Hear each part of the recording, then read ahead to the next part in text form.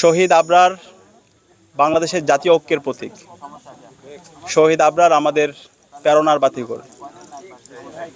আধিপত্যবাদের বিরুদ্ধে, আগ্রাসনের বিরুদ্ধে কথা বলার কারণে খুনি হাসিনা এবং তার দোসররা, নিষিদ্ধ ঘোষিত ছাত্রলীগ শহীদ আবরার ভাইকে নির্মমভাবে সারা রাত নির্যাতন করে আমাদের ভাইকে শহীদ করেছিল।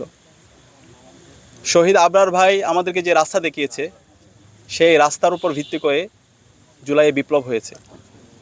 জুলাইয়ের যত শহীদ আছে, শহীদ আবু সাইদ, শহীদ ওয়াসিম, শহীদ শান্ত, শহীদ আলী রায়হান, শহীদ আব্দুল আল তাহির থেকে শুরু করে 2000 যে শহীদ হয়েছে, প্রত্যেকেই শহীদ আবরার যে চেতনা, যে আকাঙ্ক্ষা লালন করতো, প্রত্যেকে একই আকাঙ্ক্ষা লালন করতো।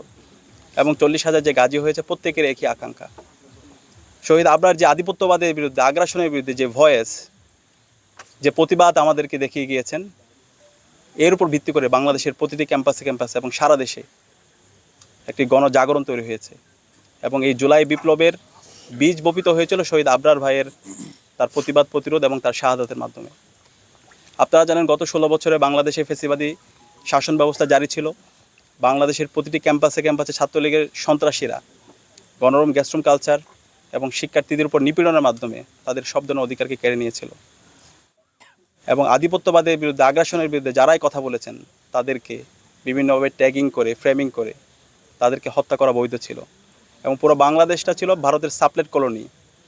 ভারতের প্রেসক্রিপশনে এখানকার সব কিছুই নির্ধারিত হতো। আমাদেরকে অর্থনৈতিক শোষণ, রাজনৈতিক নিপীড়ন এবং সাংস্কৃতিক গোলামির মাধ্যমে আমাদেরকে যেতে হয়েছিল।